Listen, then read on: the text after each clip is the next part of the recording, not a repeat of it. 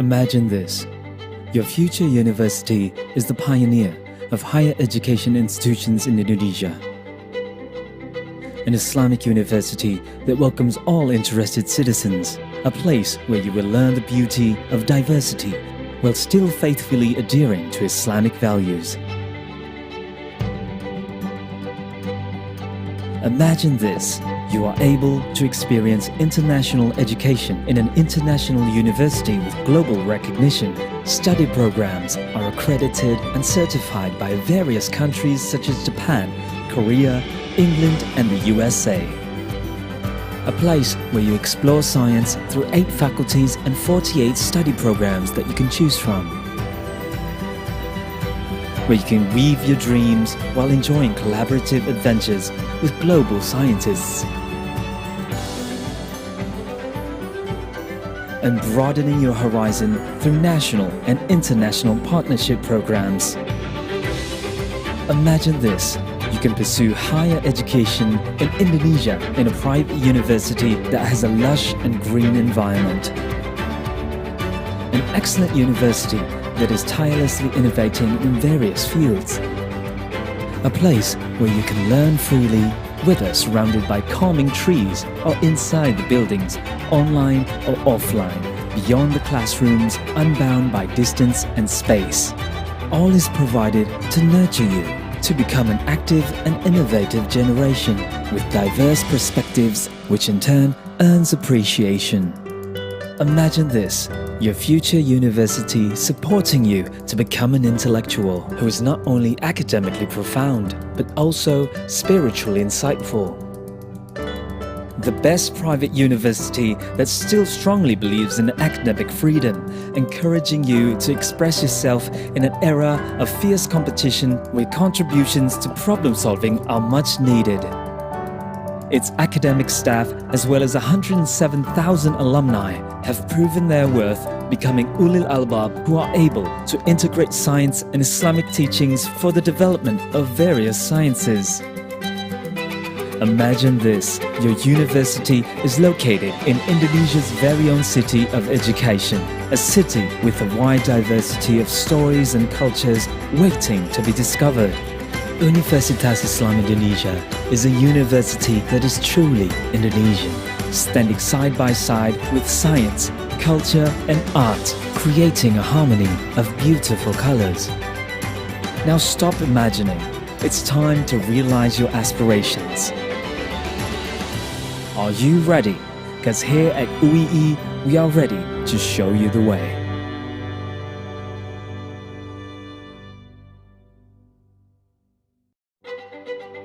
Imagine this. Your future university is the pioneer of higher education institutions in Indonesia. An Islamic university that welcomes all interested citizens, a place where you will learn the beauty of diversity while still faithfully adhering to Islamic values.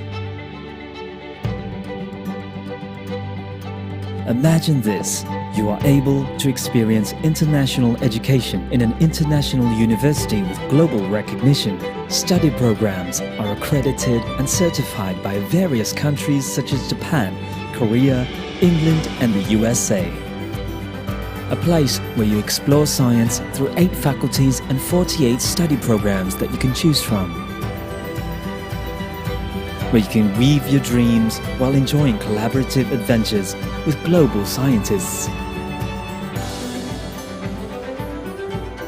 And broadening your horizon through national and international partnership programs.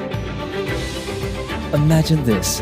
You can pursue higher education in Indonesia in a private university that has a lush and green environment. An excellent university that is tirelessly innovating in various fields. A place where you can learn freely, whether surrounded by calming trees or inside the buildings, online or offline.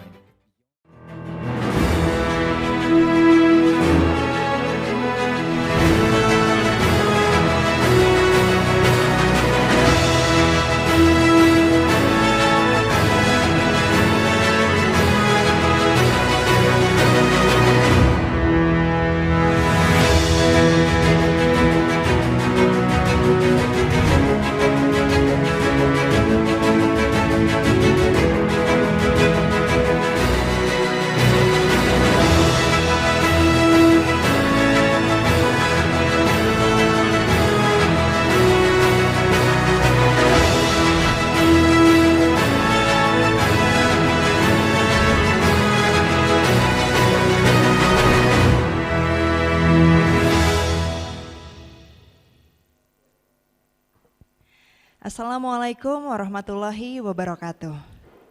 Honorable Dr. Haji Fuad Nasyori, SPSI, MSI, MAG Psikolog, Dean of Faculty of Psychology and Socio-Cultural Sciences, distinguished speakers on plenary sessions, paper presenters and participants of International Conference on Islamic Social Sciences and Humanities, ICONISH 2021, ladies and gentlemen.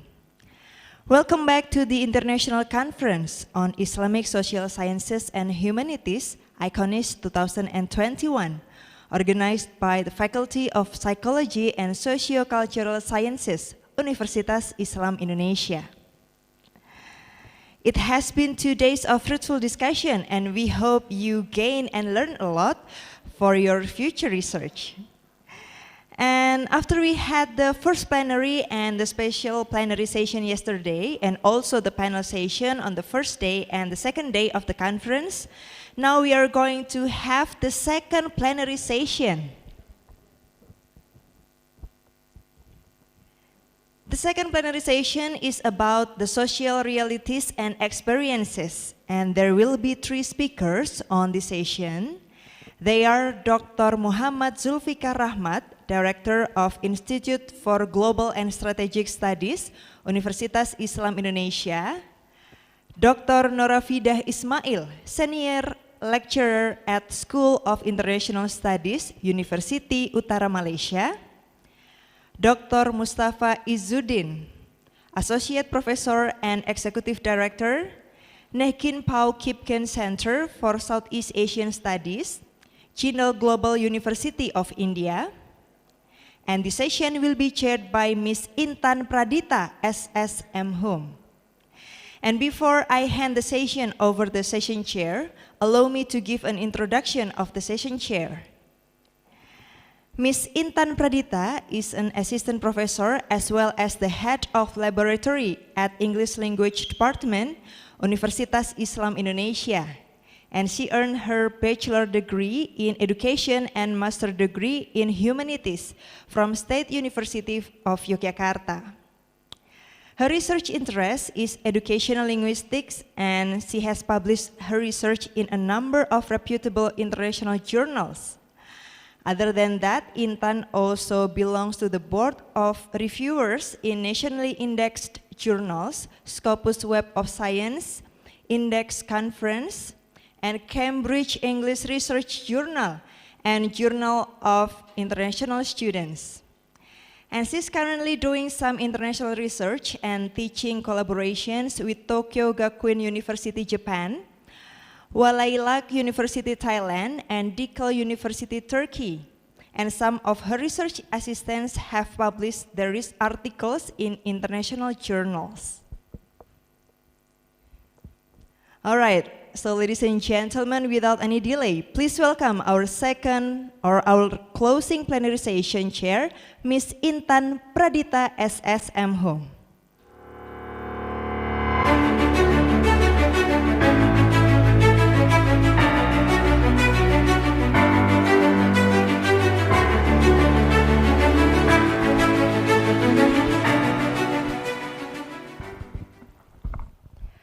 Assalamualaikum warahmatullahi wabarakatuh.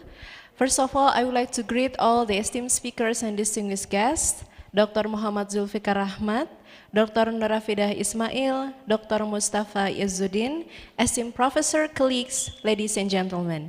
Alhamdulillahirabbil alamin, wassalatu wassalamu ala asrofil anbiya'i wa mursalin, Sayyidina Muhammadin wa alihi wa sahbihi ajmain, amma ba'du. Praise to Allah for His blessings, prayers and peace upon our Rasulullah Muhammad sallallahu alaihi wasallam, on all His house and companions. My name is Intan Pradita. I will be the session chair today. Ladies and gentlemen, the role of Islam in social practices have been discussed through the view of humanities. Scholars and practitioners discuss Islam nowadays not only through the lens of religious practices, but also through positioning Islam as a solution of global issues. However, the acceptance of Islam in social practices are, to some extent, intertwining relationship between its opportunities and challenges. And to discuss those issues with us today, we have three distinguished speakers. Good morning to all speakers, and we welcome you virtually to Universitas Islam Indonesia. We will start the discussion by hearing the presentation from our speakers today, and afterwards, we will continue into the discussion session. To talk about China's global outreach in the Muslim world, first I would like to invite Dr. Muhammad Zulfikar Rahmat. Dr. Muhammad Zulfikar Rahmat is an assistant professor at the Department of International Relations, Universitas Islam Indonesia. His research focuses on the political economy of China, Indonesia, Middle East relations. He has published numerous studies on this issue in national and international media. Dr. Zulfikar holds a BA in International Affairs from Qatar University, as well as the MA, and for PhD from the University of Manchester in the UK. Dr. Zulfikar is currently the director of the Institute for Global and Strategic Studies at Universitas Islam Indonesia and is a research associate at the Institute for Development of Economics and Finance, INDEF, Jakarta. Ladies and gentlemen, without further ado, please welcome Dr. Muhammad Zulfikar Rahmat.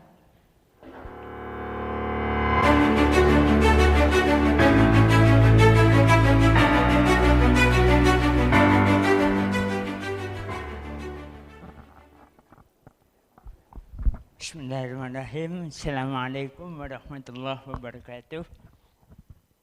I begin by praising Allah the Almighty and sending peace and salutation upon the final messenger, Muhammad sallallahu alayhi wasallam. I'm very grateful to be here, and thanks to the committee for inviting me to speak about, I think, one of the important topics that are facing the Muslim Ummah, which is the geopolitical competition between China and the United States. And today I will be presenting my research, which specifically focuses on the China's growing foothold in the Muslim world. Next. All right. Historically, China has a long relationship with the Muslim world for many years. In fact, according to some historians, a companion of the Prophet Muhammad sallallahu alaihi wasallam, Sa'ad ibn Abi Waqqas, was reported to have gone to China, and in fact he has built a mosque, a masjid in China, and as I think a lot of people know that there was a famous saying that seeking knowledge to China, and the relationship between China and the Muslim world has gone through, or has been facilitated through the historical Silk Road, or in Bahasa Indonesia it's called Jalur Sutra, all the way from China to the Middle East. And the main item that was traded back then was silk. That's why it's called a Silk Road. And this particular Silk Road has facilitated the long relationship between China and the Muslim countries for years. But after that, China decided to close itself. It became a very socialist nation. China decided that it did not want to have any relationship with many countries, and the relationship slowly declined. However, in recent years, the relationship between China and Indonesia has returned back. And next. One of the reasons is China's intention to revive the old Silk Road. But now, or today, it is called the Belt and Road Initiative. As you can see on the map, China is planning to rebuild the historical Silk Road, but this modern Silk Road consists of two aspects. and that is the land route or the overland route, and the second one is the maritime route. As you can see on the map, for the overland route, China planned to build roads and railways all the way from China to Europe. And the same thing with the maritime route, which is expected to connect China with Europe through the Middle East. And from this map, it is very clear how many of the Muslim countries, or the Muslim majority countries, became major points for this project, including Indonesia, Malaysia, Pakistan, Iran, a number of Middle Eastern countries. So we have to then see how this project would impact many of the Muslim countries and how Muslim countries should then respond to the growing role of China. Next. The new Silk Road has enabled the growing relationship between China and the Muslim world. In fact, today China is the largest source of foreign direct investment and the main trading partner for many of the Muslim countries. And if you ask why, the reason is, of course, from two sides. There are factors from the Chinese side, and there are factors from the Muslim country side. From the Chinese side, China is facing a lot of problems, right? A lot of economic problems, including declining economy over the last several years, which require investment and trade as their way to revive their economy. And of course, the Belt and Road Initiative is established to fix this problem. And China is also facing over-accumulated of many resources which needs to be reinvested for the Chinese economy to return back to normal. And from the Muslim country side, of course, I think we all know that many of the Muslim countries are not very developed. They require a lot of money. They require a lot of resources. And with China's investment, with China's project, of course, this would benefit many of the Muslim countries. Next. However, as you can see on the screen, that when it comes to, for example, Chinese investment and contracts in the Middle East have grown over the past years since the Belt and Road Initiative was launched in 2012. And next, the same thing with the same thing with other Muslim countries like Malaysia, and then next with Pakistan as well, and then next, and then including with Indonesia, in particular with Indonesia, where China is now the largest trading partner with Indonesia. But the thing is, the trade balance is not very balanced, where China gets a lot more benefits than that of Indonesia. Next. And then when it comes to specifically with Indonesia, China has also begun to have a strong relationship with Indonesian provinces. So not only China is engaging with the government in Jakarta, but China is also engaging with many of the government. So now, the relationship is not only limited in terms of state-to-state relationship, but now the relationship has taken place in the form of provincial to provincial relationship. And one thing to understand is that this also happens in many other countries, like for example with the United Arab Emirates. Chinese provinces also engaging with a number of emirates like Sharjah, Abu Dhabi, and Dubai. So this has become, I think, very important highlight in China-Indonesia relationship. Next.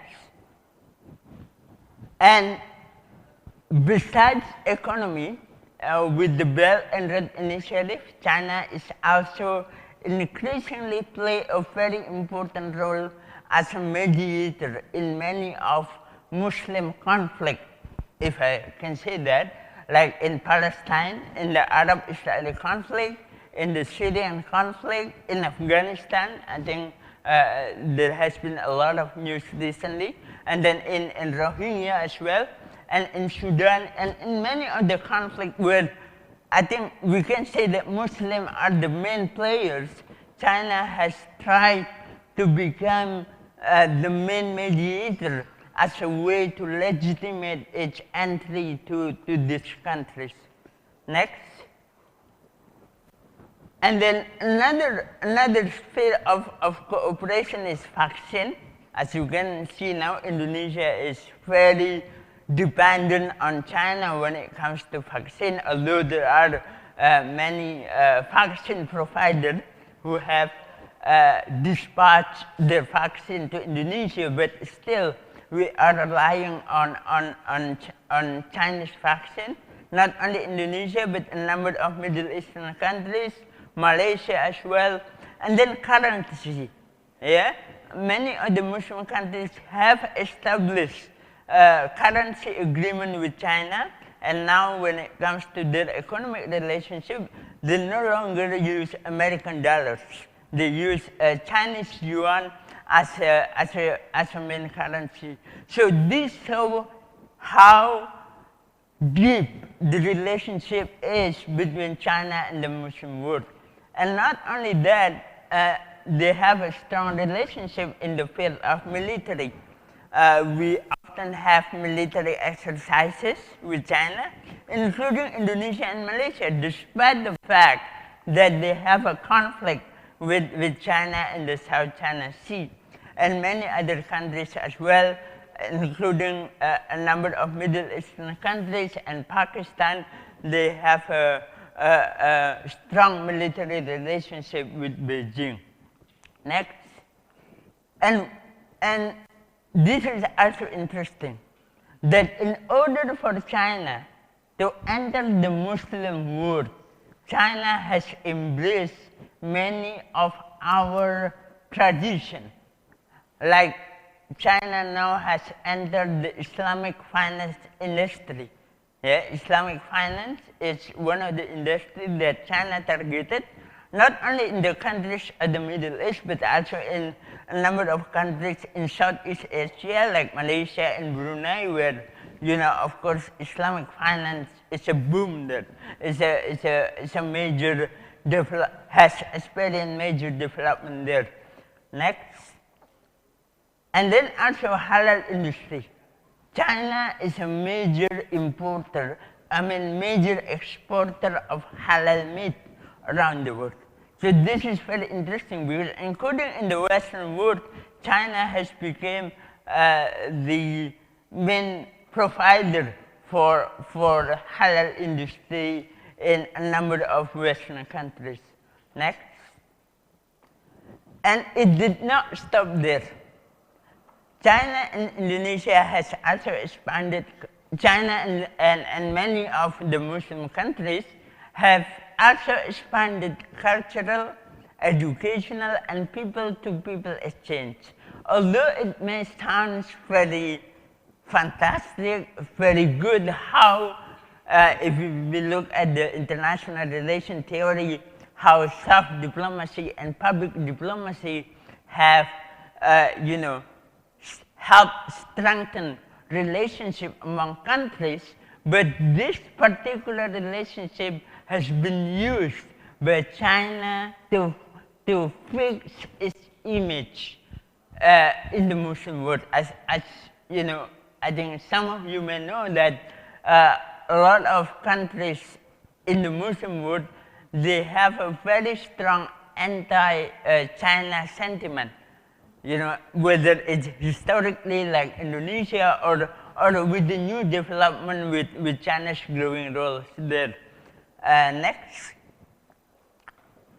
Like, for example, a lot of culture, a lot of cultural effort, cultural activities are being done, are being implemented across the Muslim world. I give you an example of Indonesia here, like cultural exchanges, which are, of course, facilitated the relationship between Indonesia, I mean the Muslim world, and China. Next. The same thing with the countries of the Middle East. Many of works have been done to analyze the cultural effort or the media effort that China has been done to legitimize their economic interests in many of the Muslim countries. Next. This is, I think this is very important part of China's cultural or soft power effort to the Muslim countries, because I'm sure that the news about Xinjiang has spread around the world, including in the Muslim world, and many of the Muslim countries have expressed their concern over the situation of the Muslim in Xinjiang. And China understands well that if they do not do anything about this, it will destroy their image, it will damage their image, which would result in the declining of relationship between China and many of these countries. Next. And for example, China has invited a number of journalists to cover up to Xinjiang, I mean to visit Xinjiang, and once they returned back home, they told the people, look, we don't want anything to do with China, everything in China is fine, what happened in Xinjiang, I mean, nothing happened in Xinjiang, the Chinese government is doing well towards the Uyghur, and so on and so forth. Next. And China also persuaded many of the Muslim countries to keep silent on the issue of Uyghur. Next. Next. And the result is very clear. Now, many countries like Pakistan and next, and Saudi Arabia and Palestine, they have already stated their view on Xinjiang, which are now in line with the Chinese view. And this is very interesting how we, as a Muslim nation, have become so dependent on China that now we are, or we have the same narratives, the same narrative to that of China. And next, to end my presentation, I want to answer this question. Are then Muslim countries becoming too dependent on China? As you can see, how they are now being, how they have the same narratives with China. This demonstrates very clearly how their economic needs, their economic relationship have made us Muslims becoming very dependent on China. So this should beg a question on how we should respond to the Chinese growing role to the Muslim countries. And I think I will end my presentation now. Maybe we can continue our discussion later when we have a question and answer session. Thank you very much. Akhir da'wana. Assalamualaikum warahmatullahi wabarakatuh. Waalaikumsalam warahmatullahi wabarakatuh. Thank you very much, Dr. Zulfikar, for the presentation. And I think from these talks, we learned something that to some extent in some media, it was anti-China news or spread it everywhere. However, in the presentation from Dr. Zulfikar, we can see that the contribution of China to Muslim world, not only in terms of financial supports, but also how they support by putting investment in halal food, which turns out nowadays halal tourism are everywhere, not only in Islamic countries, but also in non-Islamic countries. So we can further have more discussion about this in the Q&A session, ladies and gentlemen. And now we are going to move to our second speaker, Dr. Norafida Ismail. Good afternoon, Dr. Norafida. Yeah, good afternoon. Okay. Hello, how are you? Assalamualaikum. Alhamdulillah, I'm very well. Thank you. Thank you very much. Yeah, I'm very well, alhamdulillah. Yeah. I hope that everything is well then in Malaysia due to this pandemic. Oh yeah, it is. Now we are free somehow, but we need to be careful on the, different variants and those things. That quite alarming in any way. Yeah, quite alarming. And we try to observe SOP as much as we can, but not all people comply to that anyway. Yeah. I see. Hopefully, all the pandemic we can survive and through all these challenges. Amen. Yeah, inshallah. Okay, ladies and gentlemen, I would like to introduce first Dr. Norafida Ismail is a lecturer at University Utara Malaysia, Kedah. Her area of specialization is in international relations of the Middle East and international political economy. Before joining the faculty of University Utara Malaysia in 2002, Dr. Norafida Ismail served as a lecturer at Akademi Infotech Mara, Batu Pahat, Johor in Malaysia. She is also the co-author with Tim Niblock of an intensifying Sino-Saudi relations in CNS, and it is published in Lexington Books 2010. And she also has delivered several conference papers on China's growing involvement in the Gulf. And Dr. Ismail earned a BA from International Islamic University Malaysia and MA in International Political Economy from University of Leeds, and a PhD in Arab and Islamic Studies from University of Exeter in the UK. Ladies and gentlemen, now please welcome Dr. Norafida Ismail. Thank you.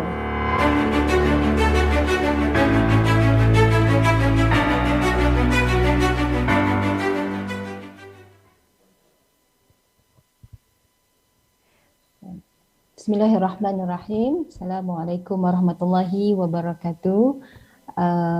Thank you for the organizer, Madam Chairperson. Thank you for inviting me for this presentation. The title of the presentation is, in general, it is about the Islamophobia in the global politics, but I have to refine that title to make suit to the preliminary research that I'm doing at the moment, and really at the basic stage of the research. And the title that will be presented today is about fighting against Islamophobia, what the European Union and EU tell us about combating anti-Semitism. I'm not going to promote Jewish culture or tradition here, or let alone anti-Semitism, but my concern is here to look at the approach, the mechanism used by the EU, at least as we have OIC, Organization Islamic Cooperation. Somehow or other, we hope that OIC could vary its approach in dealing, in combating Islamophobia. That's my concern, stressing on the approach. So we have some, objective of the presentations, or what we call as the research questions. And at least there are three. And the first one is to fight against Islamophobia. So should OIC consider the strategies that the EU has been using to combat anti-Semitism, and what are those strategies that I'm going to explain, but not all. And then reflecting on these strategies, I mean the EU strategies on combating anti-Semitism, how could the OIC improve its approach and strategy to curb and to prevent Islamophobia? So just reflecting on what has been doing by the EU, it struck my attention on anti-Semitism and Islamophobia when recently, a few months ago, I think in October, the EU has introduced new strategies, and I could see EU is trying to empower, strengthen its approach on preventing the interests, I mean, on keeping the interests of the Jewish community in Europe. So why not OIC is doing the same thing? That's come to my mind. Of course, we cannot 100% copy, right? I mean, fully copy paste the approach used by the EU to be applied in our efforts to combat Islamophobia. But at least we have some ideas what should we do in the future, right? Mm. And let's have the reasons for the OIC to consider. That's the first topic in my presentations. I mean, some of the reasons that the OIC should consider is, I'm sure we know that there is similarity between Islamophobia and anti-Semitism, and this has been theoretically approved. Like social identity theory, I think many knows about this theory because this is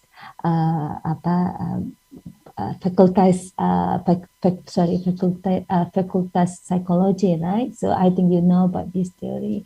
Sociology, I think, but it relates to psychology at the same time, social identity theory. So what the theory says, basically, the Islamophobic and anti-Semitic phenomena resulted from the process of selfing and othering, start to differentiate you and me, right? And this theory assumed that the social life, in this social life, people tend to make distinction between us and them, right? So there is an element of segregation in the society, and the differentiations between the group that you belong to and the group that you do not regard to, you do not belong to. And these social categorizations or social distinctions help people to create self-image. And within that particular self-image, there is social identity that how it touch on the social identity theory. It means the people know who they are and which group they belong to and what sort of the cultural that attached to that particular group. So this is one of the reasons I think we have to see how we could use the approach of the EU in combating anti-Semitism in our effort to combat Islamophobia on the ground that there is similarity in the context of theoretical approach, right? And then there is another reasons. I think we know the reasons about the OIC and the people at OIC, among officers, high-ranking officials at the OIC have been working very hard to combat Islamophobia. But there are rooms that these institutions need to improve. OIC is a multilateral body and it has 57 Muslim majority nations, and it is in fact the second largest intergovernmental organization in the world after the United Nations. So a few questions that reflect on the weakening point of the OIC. The first is about the questions of leadership of Ummah, right? And we have seen there are many problems in the Muslim world, among the Muslim people. And unfortunately, not all this problem can be resolved because one of the many reasons there is no leadership in the Muslim world. I mean, some scholars argue on that way. We have OIC, but there is a questions on the efficacy and the effectiveness of the OIC.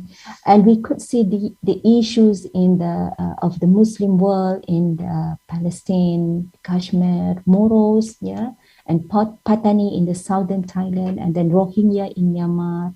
We were in Xinjiang, but Dr. Zulfikar has mentioned on that particular issues.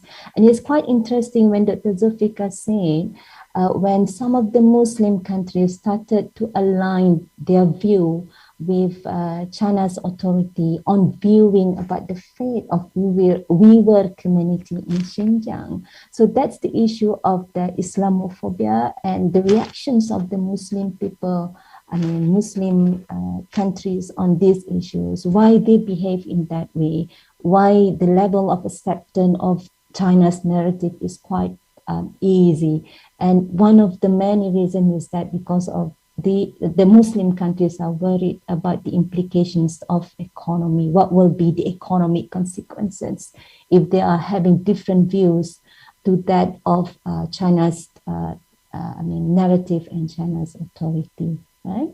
And then some scholars say that the Muslim Ummah, right, Muslim nation, is like a body without a head, right? To reflect the leading institution is not really working very well. And a consequence of that, few Muslim countries started to take a lead, to tackle Islamophobia. There are many examples, and pick up one of the examples that was in 2019 when these three countries, Turkey, Pakistan, and Malaysia, plan to work closely on fighting against Islamophobia. So they make an arrangement, but then one of the country, Malaysia in particular, had changed the leadership. So that issue, I think, is yet to proceed at the moment, right? So when we talk about OIC in this issue, we see the questions of leadership, right? And that's the reasons why we think there is a need for the leader in the Muslim Ummah to strengthen their effort to combat Islamophobia, right? Now we have another questions about the Muslim Ummah and the OIC, and that is about the diversity and plurality of the OIC members. We are aware that these countries are mostly centered in the Middle East, and some from Asia and some from Africa. And we know that these countries constitute different geographical locations, and they have different races, languages, and history. And this describe about diversity and plurality. Somehow it inhibits and prohibits, right, a unified actions among the OIC members. Okay, now we move to the next questions of again on OIC, talking about combating Islamophobia. We know OIC has been taking actions to fight for this interest. There are some engagement, there are some cooperations among these Muslim countries, but these cooperations has to be expanded and extended. We are aware that those OIC members in particular, let's say in 2019, called the OIC, right, to consider combating Islamophobia is an urgent agenda. And then they start to push OIC again, like in the 14th Islamic Summit, for instance, to devise strategies and approach to fight Islamophobia. And the following meeting, the OIC annual coordination meeting, then we could see the OIC plan of actions on combating Islamophobia, religious discriminations, intolerance, and hatred towards the Muslims. So we are aware it's quite late for the OIC to clearly taken actions to fight against Islamophobia. I mean, the OIC itself having its own strategies to combat Islamophobia. But OIC has been doing that, but it used international platform to combat Islamophobia. We will see that in a bit, right? And now let's learn about the EU strategies on combating anti-Semitism, and we try to see how it is applicable to the OIC to employ this strategy. And the EU, right, European Union, has deep commitment to prevent, to protect the Jewish community in Europe.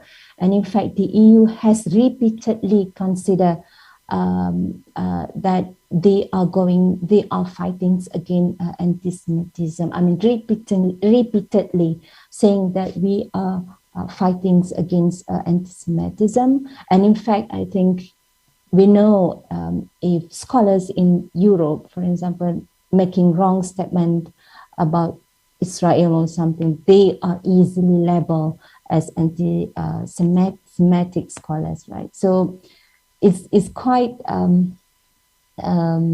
alarming for those who are trying to criticize Israel, because the EU is monitoring on that particular behavior that could hurt the Jewish community. Just about the speech that you deliver might hurt the Jewish community.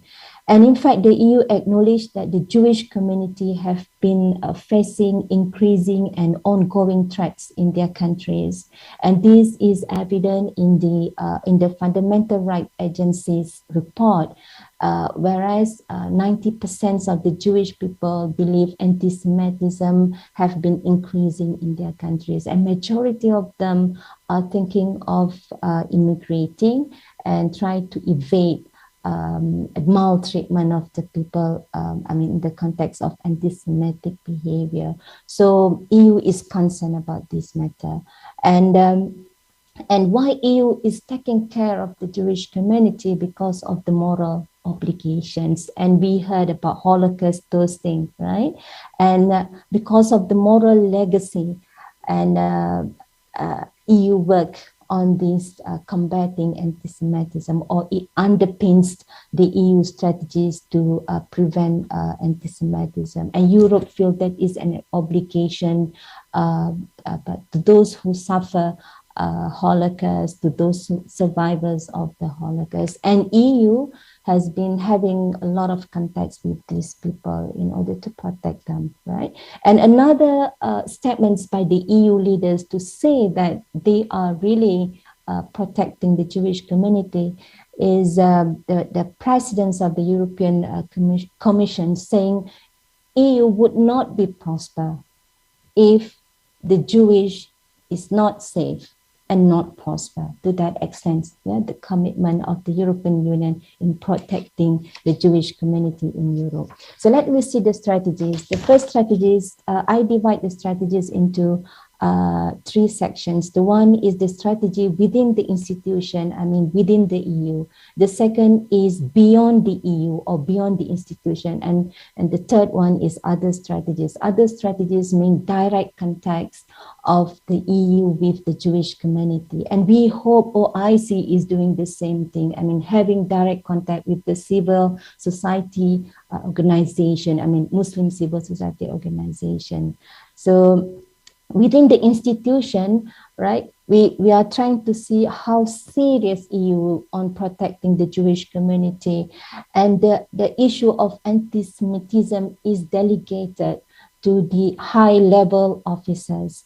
The vice president of EU himself is the leader in this campaign to fight against anti-Semitism. And then they appoint European Commission coordinator, and the responsibility of this coordinator is just to build close ties with the Jewish communities and organizations. And in fact, it serves as the contact point or the key figure for this Jewish organization to reach the EU. How easy for them to contact this institution, right? So we hope the same thing goes to the Muslim society organizations in the countries that have been threatened by Islamophobic actions. So easy for them to contact those high-ranking officials at the OIC. We hope that, right? So it's good for OIC and it's good for the people, the Muslim people. But I think the gap is quite huge. The relations of these institutions with the Muslim community, Muslim minority in countries like China, in Myanmar, better than Myanmar, right? And then in Europe, right? Okay.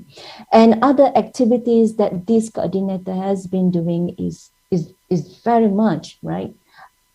Take 2020 activities last year, where when the world was struggling with the pandemic, the coordinator continued to have contact, communications with the Jewish community. At least last year, in each month they managed to have 2 activities at least with the Jewish communities discussing on this issue, I mean, combating anti-Semitism. And there are plenty of other activities that I haven't yet Excuse me, found in Dr. OIC. Yeah, Norafida. saya. Yeah. Sorry, yeah. We still have 5 more minutes. All right, right. Yeah. Thanks for that. Yeah, okay. I'll try to speed. Right. Thank you. Okay. And I try to say what are the other activities that EU has been doing and we should follow. Like we have seminar, right? And the EU also have the seminar. That's fine. We are doing that, having conference, but we need to have like meetings with the local people. We need to have commemorations to remember the fate of those affected by the Islamophobic Act, for instance, because that has been doing by EU with the Jewish community, remembering the fate, the sad events of the Jewish community. So just to explain how these activities showing the care, the concerns, the serious concerns of the EU towards the Jewish community, and we hope the same thing should happen to the Muslim minorities in the countries that I have mentioned to you. Okay, let me speed up.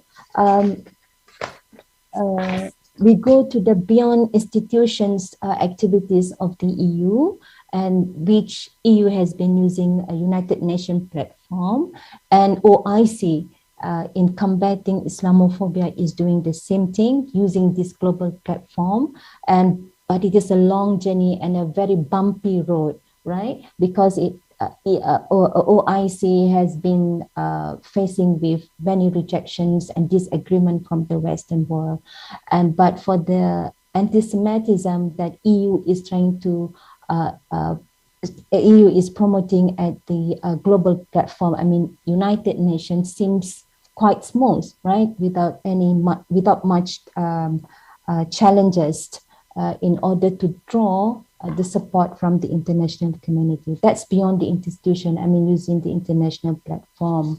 Okay, and then we have a look on the other strategies that have been introduced by EU recently in October 2021. So millions of euros have been allocated for the activities to curb the hatred speech and crime against Jewish community. They even intend to develop network, right? And network of trusted flaggers. They try to erase those illegal onlines that contain hate speech towards the Jews. And they also work with IT companies, right? And try to curb those illegal displays or online sales on Nazi, because it relates to their history on Holocaust. So that's how EU is trying to use that millions of euros to combat hatreds against the Jews or anti-Semitic behavior against the Jews. And the other things that EU is trying to do and has been doing is to promote Jewish culture. And the other one is to enhance public understanding on Judaism. So we hope OIC will do something and try.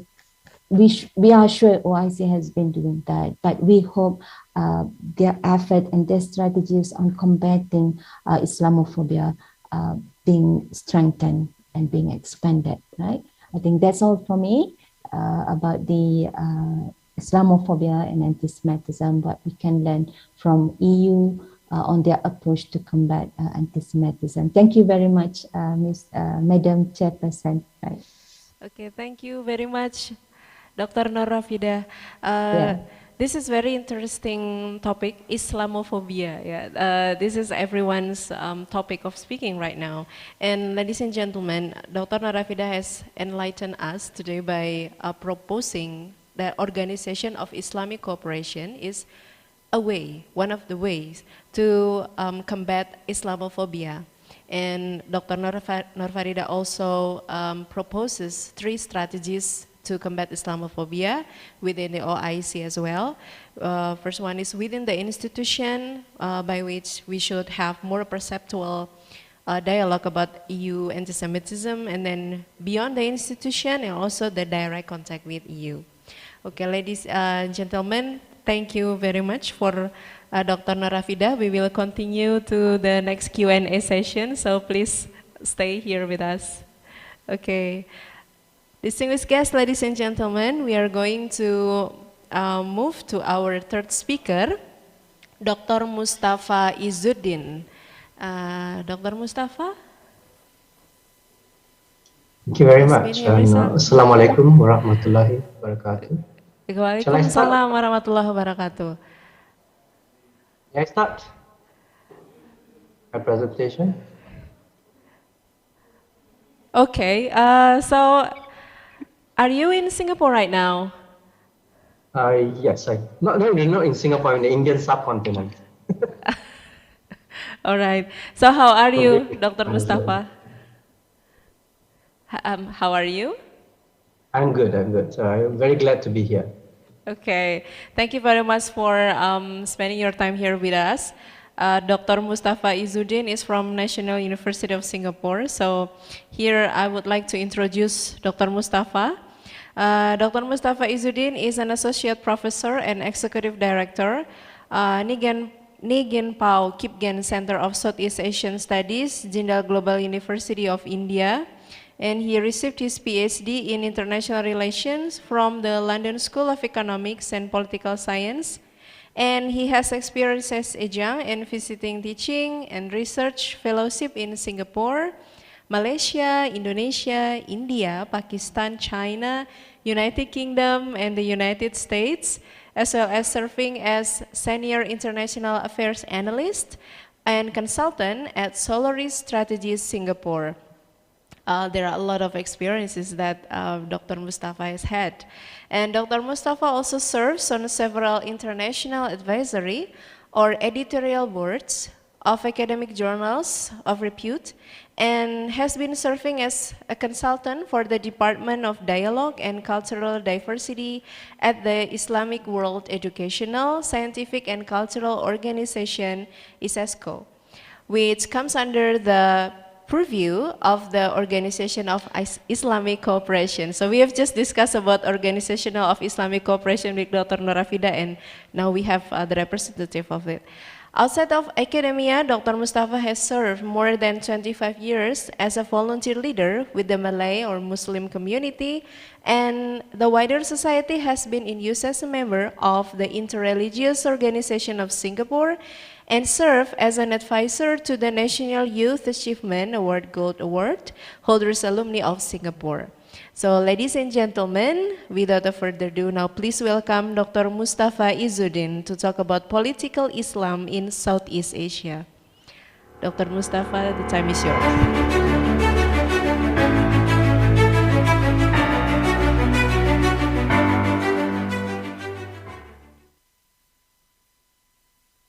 Thank you very much for a very generous introduction. And Assalamualaikum warahmatullahi wabarakatuh. And I think where all of you are, I think it's good afternoon. I'm just about to reach afternoon. It's 11:55 here, so about 5 minutes before lunchtime. So I've been asked to talk about political Islam in Southeast Asia. Now, this is a very difficult topic to cover, particularly of the complex and complicated nature of political Islam. And also, this is usually a course that you teach to undergraduates for an entire semester. So it's not easy to put everything in 20 minutes, but what I'll try and do is share with you some unstructured and incoherent thoughts about political Islam in Southeast Asia in a more contemporary sense, and also perhaps provide you with certain projections as to what we can expect political Islam in Southeast Asia to be. I think before we can actually understand political Islam in Southeast Asia, we need to first understand what political Islam is. And this is where it is very difficult, because it has many definitions. There's no one single definition of political Islam. And therefore it means different things to different people. So for us as academics and students of political science and those who are interested in political Islam, then we need to define what political Islam is. Now, in this case, I think if you look at political Islam, if you look at the fundamentals of political Islam, it's really about, suppose, an interpretation of Islam. I think this is a general definition, which is used for the basis of uh, asserting a political identity or causing a sort of political action. And political Islam has had a rich history and it has evolved over time. In the initial part, we talk about political Islam as synonymous with resurgence, with revivalism. We also talk about political Islam related to Islamism, Islamization. So there are so many different levels and different shades of political Islam. So that where therein lies the difficulty. How do you define political Islam? And I think if you just look at it in terms of achieving a particular goal, and that goal is to do with political identity and political action, this is where I think at the most fundamental you can understand what political Islam is. Now, if you break down politics and Islam, then of course you also bring in the element of power and the power to influence.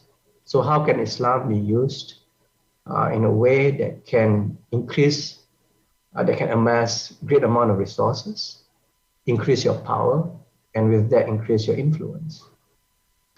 So that's another way of looking at political Islam.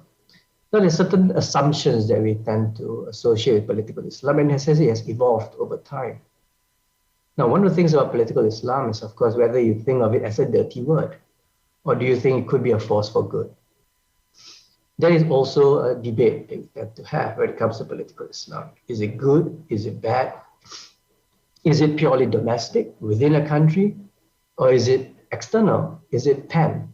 Is that, does political Islam transcend state borders? So I think, again, there are many, many shades of political Islam. Now, certain assumptions that we try and make. One thing we do know then, I think has been discussed at this conference, is that there is diversity in Islam. And because there is diversity in Islam, there's diversity in political Islam. And so that's one. Second, the assumption would be that if you're going to look at political Islam in domestics, in the domestic sphere, now I'm going to Southeast Asia, and of course you look at political Islam as a way either of changing the political system that you have, or you're looking at a greater infusion of Islam into policy making.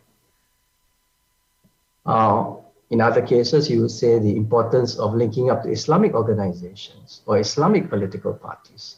And all of this are a prevailing feature in Southeast Asia, particularly in countries where Muslims are the majority, where Islamic organizations, Islamic political parties matter. And political Islam, right, says there's politics involved. And often it is to govern the country, and that is to win elections. So political Islam, again, depends on whether are you calling for a revolution, a complete change in the structure, where political Islam may be closely associated with a term such as Islamism, which is also a problematic term. So if you look at domestically, this is one of the things that you observe when you look at political Islam. Political Islam is also about the relationship between government and society. We often talk about this in terms of social contract. If you look at the philosophical basis of social contract, that is, the government delivers, the people in the country support, oftentimes also surrendering certain liberties, particularly political liberties. So this social contract between government and people is also, you look at it through the lens of Islam. And so where does Islam feature in the social contract or the relationship between government and people?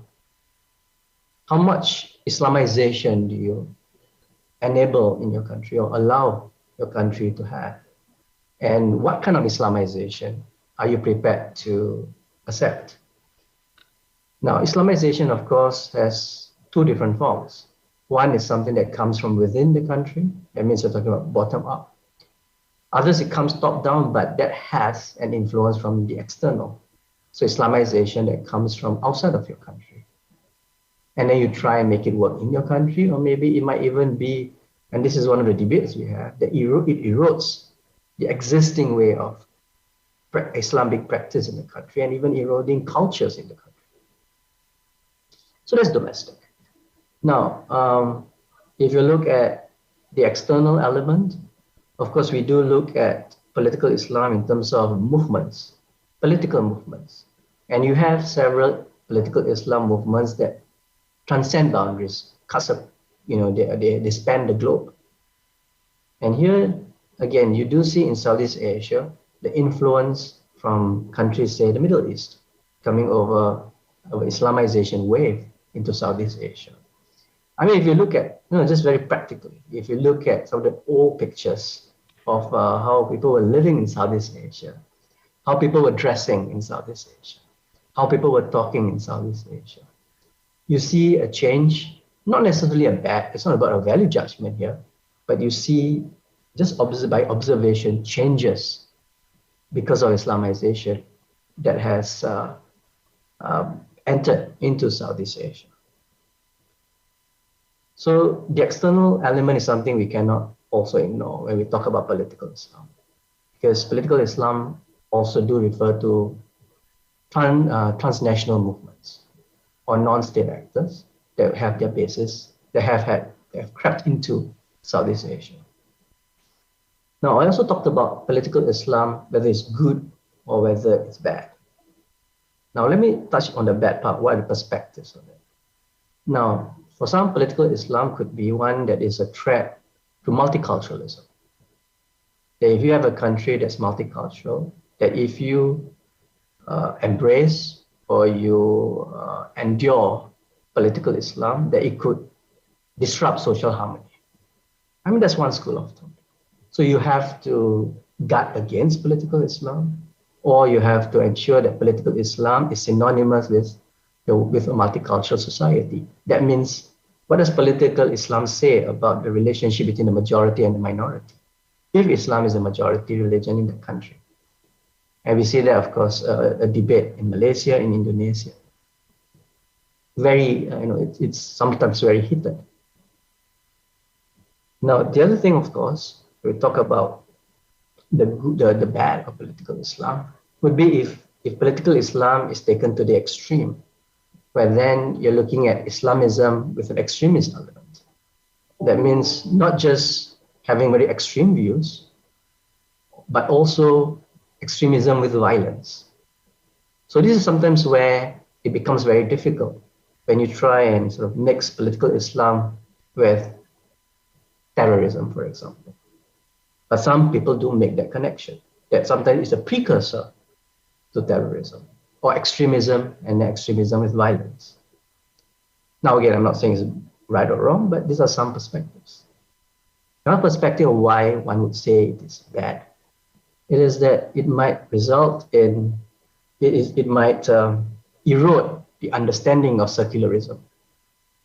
So this debate between political Islam and secularism is also what the countries do have, right? How do you maintain a secular environment while also ensuring that perhaps Islam has a major role to play in politics or in policy making? Now, of course, there's a difference, you would say, with countries that the majority are Muslims and countries where Muslims are a sizable minority. I mean, so they do matter, but they may not have the same kind of clout in countries where there is, when Islam or Muslims are in the majority.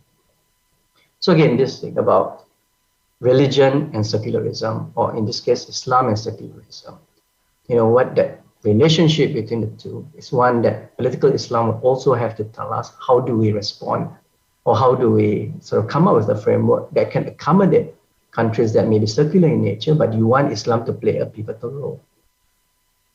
Now, in countries where Muslims are in the minority, of course, this is what sometimes we call negotiated secularism. That means government and religious groups, in this case, Islamic groups, would have to then negotiate within the secular environment, what is it that they can bring into the common space as far as Islam is concerned. How much of it should be common spaces that are protected and others where you can actually have that negotiation. So this happens oftentimes in countries where Muslims are in the minority. Of course, some have also looked at how political Islam has resulted in countries um, reasserting Sharia law. And Sharia law by itself is not, there's nothing bad with Sharia law, it's Islamic law. I think for many, when Sharia law is combined with, say, the penal code, then it seems to raise eyebrows. You've seen that debate happening in Malaysia. You see also very clearly in Brunei, where Brunei was, of course, had to face the brunt of international criticism when they wanted to enact the penal code as part of the Sharia law in the country. So some would also then relate this to the greater reassertion of conservatism in Brunei, for example. Now, let me just make this quite clear. Again, there's nothing wrong with being conservatives, and there's also nothing wrong, I suppose, being liberals. I think the question is the extremes. So where can you find that middle ground? And I think this is where I want to go to political Islam being a force for good. That political Islam can actually play a role if they understand that there are multiple cultures, multiple ethnicities, multiple religions. So where does political Islam fit in this narrative? So one of the things that political Islam could do, and I think they have, it has been the basis of how do you use political Islam as a basis of promoting interfaith dialogue? And through that, promoting the values of moderation, pluralism, diversity, inclusivity. How do you build bridges among different religious communities? Could you have that kind of dialogue? Can Islam allow for that? That's number one. Number two, political Islam can be a force for good if they recognize that there is diversity in Islam. And in certain countries, the issue is sometimes not interfaith, but intrafaith within Islam itself.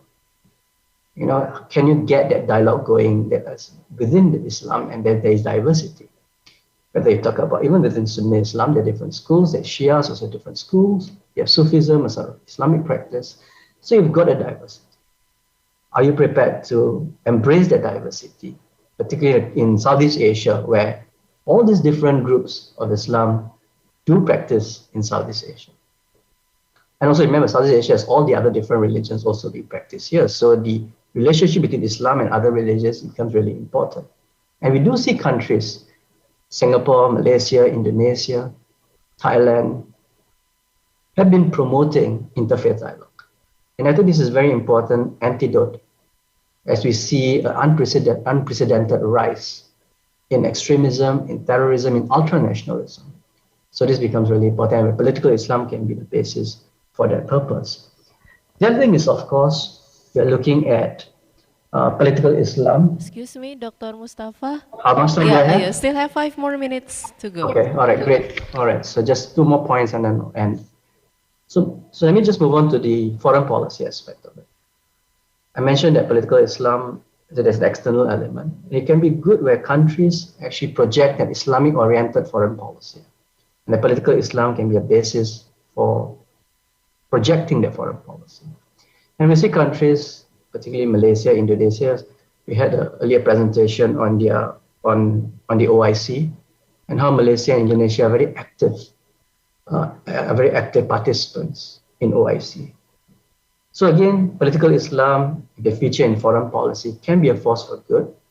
The countries who project an Islamic-oriented foreign policy are doing things either to combat Islamophobia, to improve or enhance the spirit of Muslim brotherliness, to help other Muslim countries, right? Or they practice a kind of a middle powermanship where they're playing an active role in international relations or in foreign policy. And I've used this term elsewhere called Islamicized middle powermanship, where Islam and middle power can actually coexist, right? So lastly, the future. What do you think political Islam is going to be like?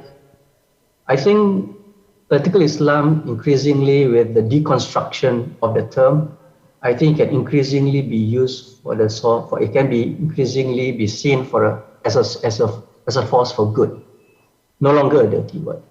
But I think it really depends on the perspective that we take. We understand the local context, we understand the regional context in Southeast Asia, we we understand that political Islam can also be wide enough to bring into its umbrella the relations with other religions, within Islam itself, the diversity that exists. So I think going forward, political Islam is going to be a permanent feature in Southeast Asia.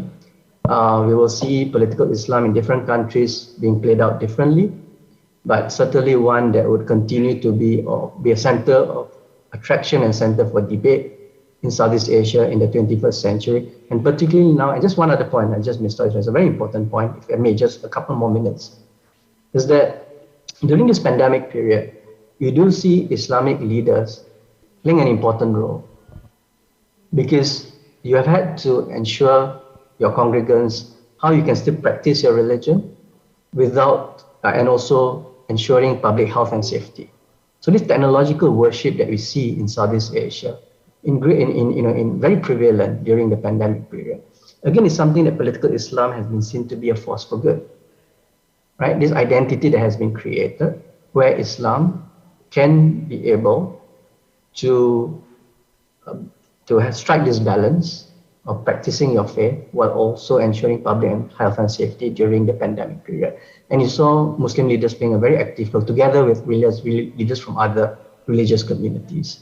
So to end, I just wanted to say that I think political Islam is a permanent feature, and it's going to be with us for a long time in the 21st century. We'll see it continue to evolve with other terminologies like Islamism, Pan-Islamism, Post-Islamism, and so you'll see all of these terms being used. So the task for all of us is to define those terms and to ensure that these terms work for us in Southeast Asia so that it remains a force for good. So with that, thank you very much. Thank you very much, Dr. Mustafa, for the presentation. Ladies and gentlemen, for what have been mentioned by Dr. Mustafa is that there are some challenges to some extent about how to make Islam fit in a multicultural of Southeast Asian country. However, through making sure that we can embrace the multiculturalism, and also we can find out how is it related to Islamic leaders in Southeast Asian countries, we can try to work more to combat Islamophobia through OIC as well. Okay, thank you. Thank you, Dr. Mustafa from Jindal Global University of India. All speakers and ladies and gentlemen, now we are entering Q&A session. I will read the question that has been curated by the committee. I think there are a lot of questions. Okay, so the first question is delivered to Dr. Zulfikar Rahmat and Dr. Norafidah Ismail. This question is from Iwan Awaludin Yusuf, is one of our lecturers as well. Islamophobia is considerably prevalent in China, concentrated in areas with higher population of Muslims, and related to both international and domestic narratives. How is Islamophobia actually contested in the discourse among Chinese? And could it be related to local tensions between Han and Muslim communities? And regarding this matter, did local media in China play significant roles in representing or misrepresenting Muslim in the country? Okay, this is going to be very comprehensive answer, hopefully. Dr. Zulfikar Rahmat. All right, thank you for the question. The question consists of two things. Islamophobia in China and how the media plays a very important role in this regard. To answer this question, of course, this question will be of my opinion. First of all, what happens towards Uyghur in Xinjiang is fairly bad, and we as a Muslim have to condemn it. No matter what, we have to condemn what happens in Xinjiang. However, I do believe that what the main factor that led the government in Beijing to do what they do in Xinjiang is not Islamophobia rather than it is critic phobia. So as you all know that in China, whoever criticizes the Chinese Communist Party, they will be punished, they will be sent to prison. So the government in Beijing sees that the Uyghur in Xinjiang as a threat against their legitimacy, especially the Chinese Communist Party. They're afraid that the Uyghur in Xinjiang will go against the government. So that's why they do what they do now. And the question, and a lot of people ask the question, why is it so harsh?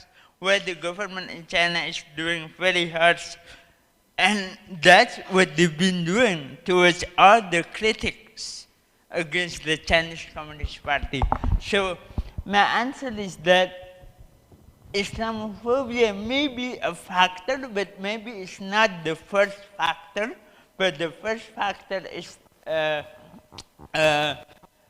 the Chinese Communist Party is afraid of anyone who is in opposition to the CCP. And the second question about the media, I think I would say jokingly, of course, there is no such a thing as media in China because all the media is controlled by the Chinese Communist Party, especially recently. In recent years, China has a very tough restriction on censorship for the media who are critical of China. So they are, all the media in China is, of course, play a very important role in representing the Chinese Communist Party views, and in this regard, of course, they are misrepresenting the Muslim in China. So that would be my answer. Okay, thank you, Dr. Zulfikar. I think we can move to Dr. Nurafida. Yes, Yes. right. I may not be able to answer all the questions. Maybe the last one is about the media. Just to complement what Dr. Zulfikar has mentioned just now, is about the media. That's quite interesting when we see the role of the media in China has been using as a propaganda machine of the government, actually. And this does not happen to China, but I think almost all countries having that as a propaganda machine of the government. But it depends to what extent the influence or the heavy hands of the government in the media. So if we watch CCTV, for example, documentary or some other channels from China, media channel from China, surely we can say misinterpretations of misrepresenting of what has been going on the ground in Xinjiang. And even for the BBC presenter went to Xinjiang to have eyewitness of what was going on in Xinjiang. And we could see this documentary, how China was controlling the BBC reporters in handling the reporting. And so no doubt, right, the role of the media as a propaganda machines to telling the other sides or the other scenario of what has been taking place on the ground. I mean, in this context, to the Uyghur people in Xinjiang. But if we want to know about those information about Xinjiang, I think we could listen from those Uyghur people living abroad, like in Turkey. But again, we have to think carefully whether that's also the element of truth or untruth, right? We have to consider on that matter. So they are telling the situations of their siblings back in Xinjiang. Maybe we could understand the real situation in Xinjiang. I mean, that's what I can say about the media within China and media abroad, not in China, like in Turkey, in the Western countries, right? They are doing a lot of report criticizing what has been happening in Xinjiang. Okay, that's my answer, Doctor. Thank you very much, Dr. Nurafidah. We can move to the next question. This is the question is for Dr. Mustafa from Inov Haripa. So, where does political Islam fit in the political spectrum? Is it in the right, left, or in the center? Okay, Dr. Mustafa. Well, thank you for the question. I think if you look at the traditional definition of political Islam, the idea is usually more to the right. And that's why you probably would see. That being said, I think you do see a diversity in ideologies when it comes to political Islam. So you do see political parties or Islamic oriented political parties or Islamic organizations which are linked to political parties will take a more center right. So they're not too much to the right, they're more center right. So I think increasingly in multicultural societies where you have a diversity of groups in Islam as well as other religions, you're more likely to see them in the center right. There are some who are on the center left as well, but it really depends on the sentiments on the ground. But you also have, I think, if you look at countries in Southeast Asia, there have been this continued tension or prevailing tension between those who are far to the right and those who are far to the left. So if you like those who are more ultra-conservatives, so not conservative, but ultra-conservatives when it comes to Islam. And then you have those who are extreme liberals who want to reform the religion of Islam. And the challenge for many countries is how do you increase the middle ground? So this is why I talk about the center. So for Islamic-oriented political parties or Islamic organizations or linked to political parties, as I mentioned, they're more likely to try and expand the middle ground and not to go to the extremes, because then you're not going to get sufficient political support domestically. Thanks. Thank you very much, Dr. Mustafa. Okay, so we will move because there are many questions. Yeah, we can go. From Salma Maulani, the question is for Dr. Zulfikar Ahmad. If we need to lessen our dependence on China, what is or are the most immediate things we should possibly do, in your opinion, and how effective will they be? All right. I think the first and the most important is to understand China, that we have to learn about China. We have to understand why China is doing what they're doing now. According to many research, a lot of Muslim countries do not have experts on China in their policy-making circles, and that's why when they try to create policies toward China, it's not very comprehensive. So we have to first understand China. For example, we need to understand why the Belt and Road Initiative is being implemented today. And the reason why the Belt and Road Initiative is being implemented today is not only because China wants to be a hegemonic power, but rather there are many problems that from domestic, many domestic problems within China that force China to do what they do now. And if we understand China from that context, then we will understand that China needs us more than we need China. So that means that we should have a higher bargaining power toward China. And when we do have bargaining power toward China, when we understand that we have a higher bargaining power, the next step that we have to take is to negotiate with China. How effective it is? There are many examples. Let's take the example of Saudi Arabia. China, in one of its projects, almost bring 80% of its workers to one of the projects in Saudi Arabia. And I think the issue of Chinese workers has been a hot issue. Like in Indonesia, a lot of people are rejecting the idea of China bringing its own workers. But if you look at to Saudi Arabia decided to negotiate with China. Look, if you want to continue the project, please use our workers. Please employ our domestic workers. And China agreed with Saudi Arabia. This is a very good example of how negotiation does work with China. The same thing with Malaysia. Malaysia almost got into a debt trap by China. It almost trapped with debt with China, and then I think Mahathir Mohamad decided to discuss with the government in Beijing, and the government in Beijing agreed with the term of negotiation.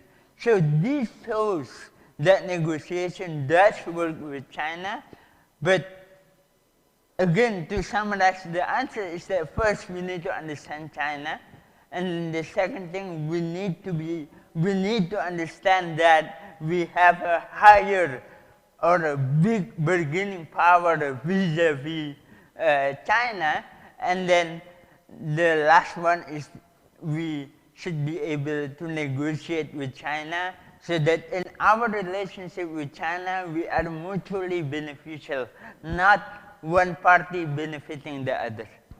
That is my answer.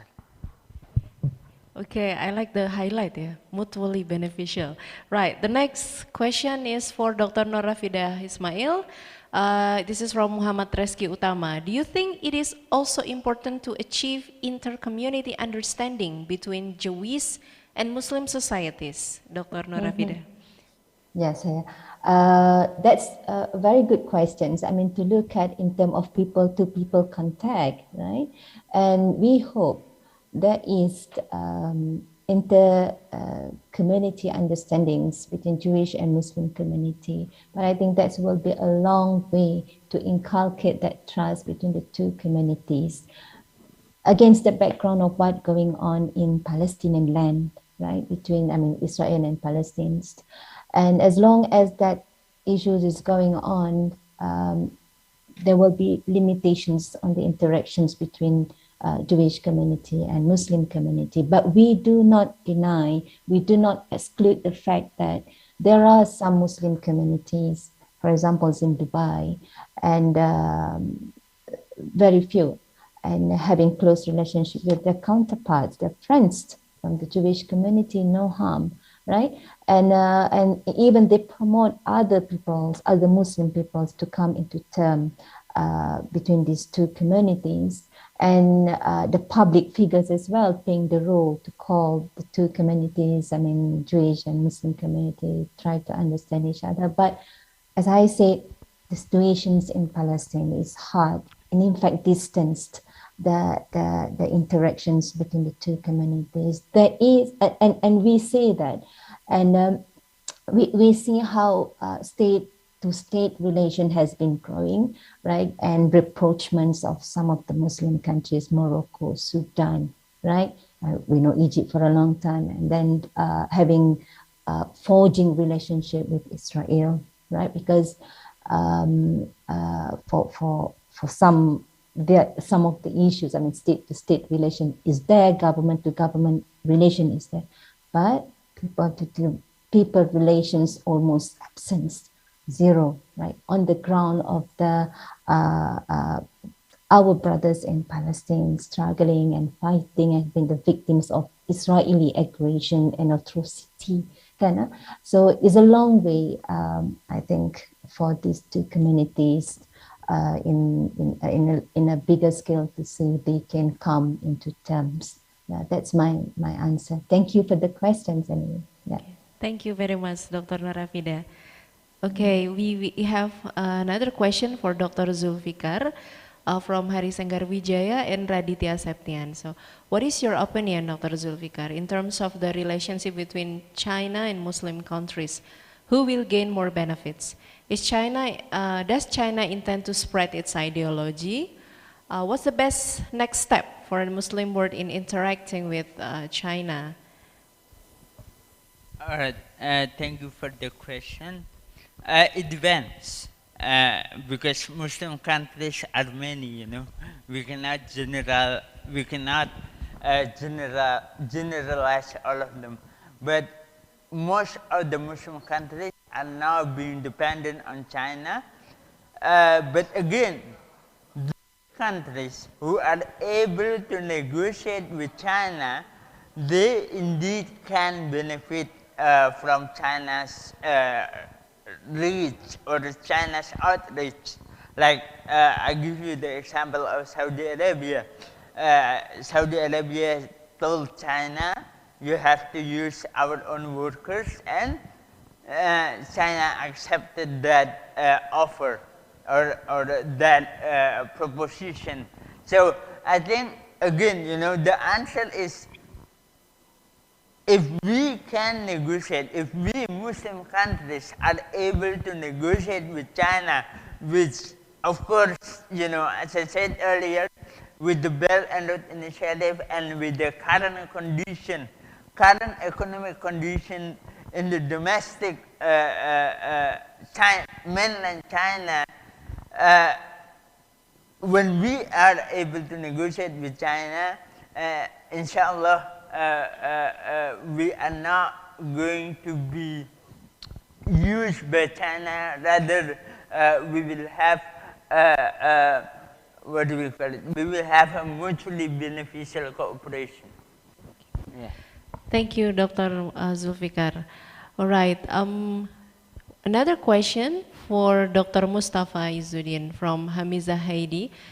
Can we really use terms inherited from the Western socio-political and socio-cultural experience to describe political Islam? And liberalism and conservatism are both Western-centric and do not originate from Islam. And if we were to use such terms, 1,400 years ago, the Prophet ﷺ brought ideas that would have been considered progressive and leftist today.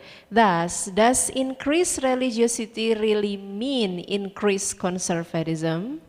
Okay, Dr. Mustafa?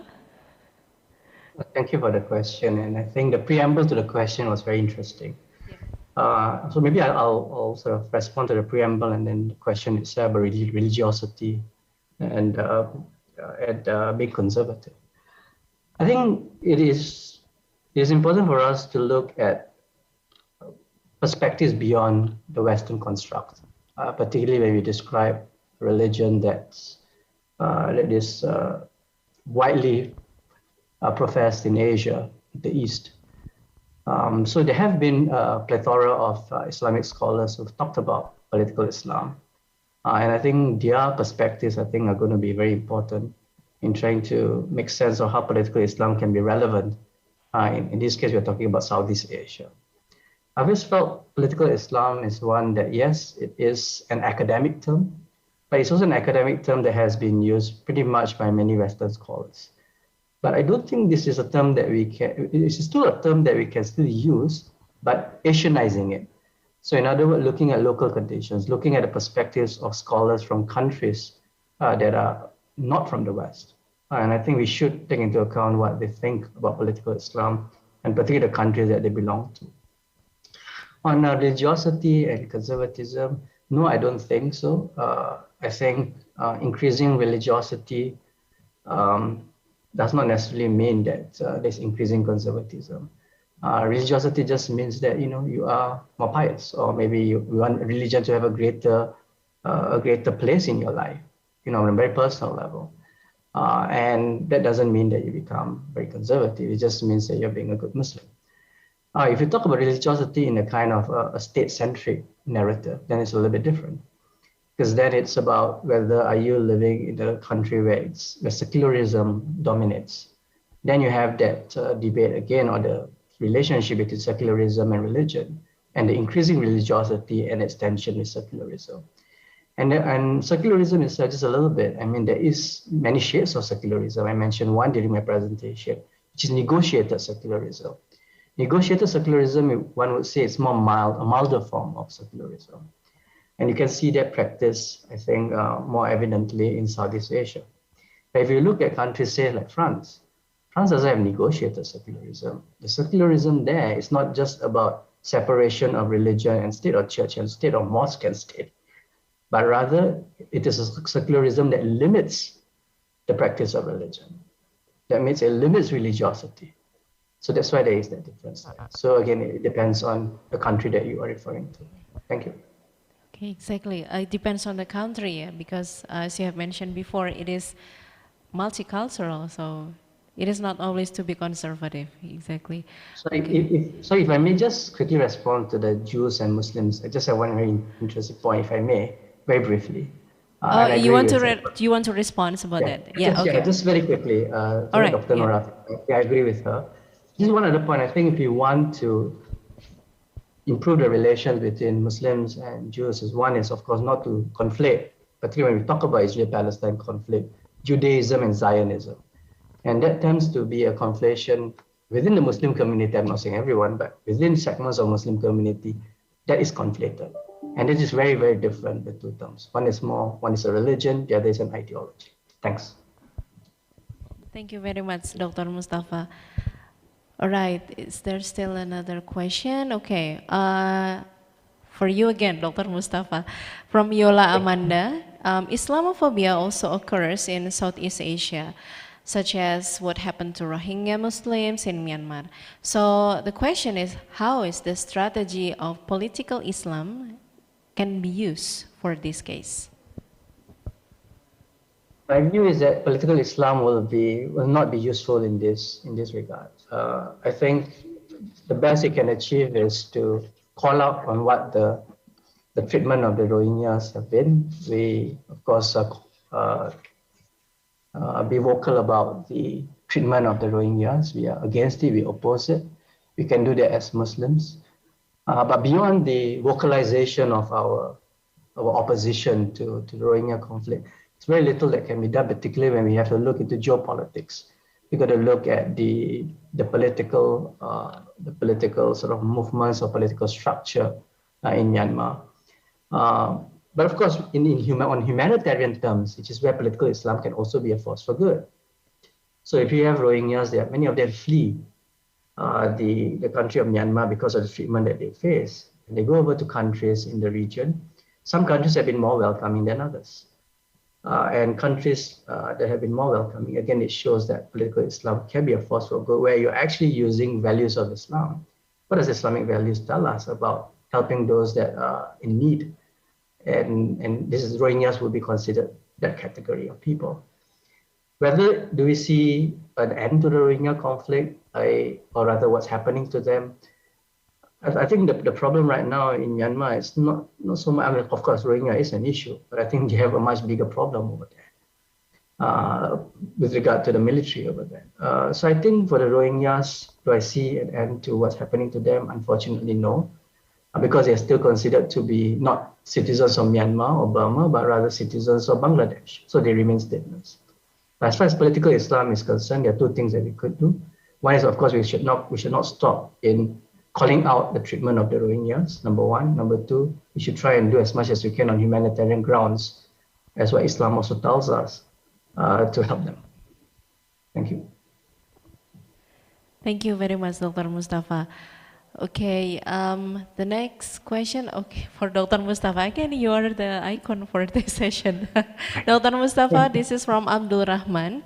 How to prevent Muslim community to consume the provocative political terminology such as radicalism, terrorism, and Islamophobia? I think the first thing that we could do as a Muslim community is, of course, we have to put forward what is the right teachings of Islam. That is also not easy to do because it's so diverse. That's one. Second, I think we have to look at the local context. So if you are in a country where social harmony is important, extremes are not good, then you find ways to do away with extreme views and focus more on the middle ground. I mentioned in my presentation interfaith dialogue. It is very, very important. Sometimes some people will say it's just a dialogue, but the dialogue actually provides an avenue, one for dealing with misconception, number one. Number two, looking for common ground. And I mentioned earlier, it promotes inclusivity. It allows for moderation. It allows people to talk to each other. And so interfaith dialogue is really, really important, and it's a vital antidote to preserving harmony, peace and harmony, at the time where I mentioned in my presentation, where there is extremism, radicalization, and terrorism that are, and ultra nationalism that are on the rise. Now, in very practical terms, I think one way we can do is, of course, when we know there is a lot of movement of people. I mean, we live in a sort of a very, very fluid world. Borders are no longer the borders that we see in the past. People travel.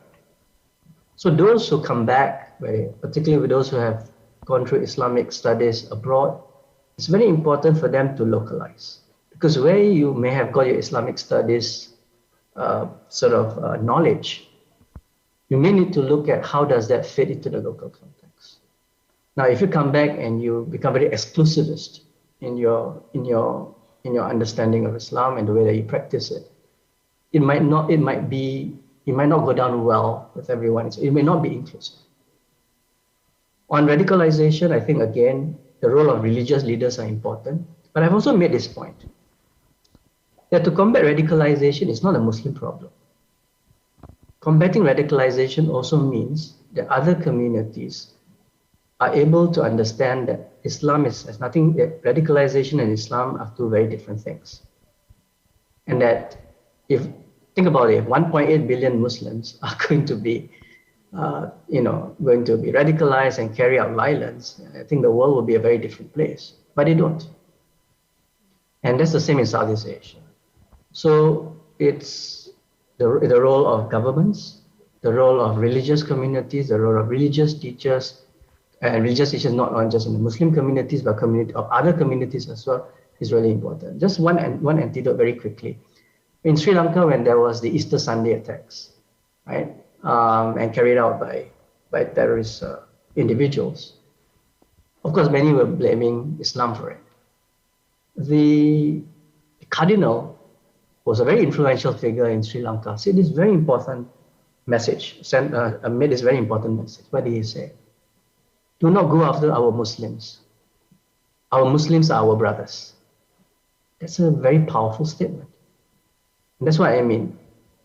Other religious communities, when they stand shoulder to shoulder with the Muslims, it allows those communities to better fight radicalization and tell everyone what Islam truly is. Thank you. Thank you very much, Dr. Mustafa. Okay, we have another question for Dr. Norafidah Ismail. This question is from R.D. Richard. As we know, Islam has contributed to a world civilization that is noble, of high value, and really changed the face of the world at that time with the spirit of Rahmatan lil Alamin. Then at this time, when the Islamic world will show signs of revival, why is it always accused of being oblique, radical, evil, extremist, anti-democratic, human rights violator, terrorist, and other negative names? Where did the monumental Islamic works go? Why is the non-Muslim world so afraid of the face of Islam? Why is there Islamophobia? Yeah, it's a very basic question again, Dr. Norafidah. Very essential, I think. These good questions, RD, and there are many questions, so I just wrap up them. And that's about the questions why there is Islamophobia. I think partly has been explained by Dr. Mustafa about the term of Islam has been associated and linked to the some part of the Muslim people, right, identify themselves as the, some of them have been claimed as a terrorist, and that we see on the ISIL, for example, or ISIS, where Islam, the name of Islam has been used, right, to reflect that this is the Islam. But actually, if we follow that particular event, and Muslim people and Muslim countries, Muslim governments were against the use of that particular name to reflect on Islam. And the problem is the misinterpretations of Islam. And we have different interpretation as well, but they will be like extreme interpretation of Islam, and we have to go through and to learn about the process of radical Islam and how these terms come, and how these terms evolve, and how this has my observation contribute to this kind of the Islamophobic act, and the outsiders, I mean, were fear on the act of some people, I mean, some Muslim people that claim what they are doing in the name of Allah and in the name of Islam, but actually those things are not being prescribed in Al-Quran and As-Sunnah. So it backs to the misinterpretations of Islam and different interpretation of Islam, and we have to study on the evolutions of radicalism. Then you will be able to understand on that point and how it leads to this kind of the Islamophobic actions. And the other thing, it look at in terms of the media as well, playing their role, right, to disseminate, right, the views on Islam. It depends where the media is, and then the political institution and the political parties. So what the objective of these political parties and what they say about Islam, and we can see there are political parties and political government, I mean institutions, political institutions that are defending on Islam, but there are some which are not, and going against to the Islamic development. I mean, French is quite interesting to study, and it's not about Islam, it's about the religion, for example, to be away from the system in the country. And it happens that Islam is growing rapidly in France, so it has been becoming the focus point of the French government. And in fact, if we read the news, and French government is about to introduce law regarding Islamophobia to legalize the Islamophobic act in the country, right? So there are many sources that contribute to the Islamophobia, but I think the call is from ourselves.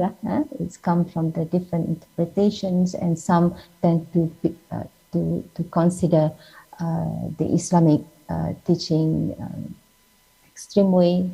That's what the evolutions of radicalism in Islam. So we have to go back to the history to see on how the Islamophobic act come to the fore, right? That's my answer, Chairperson.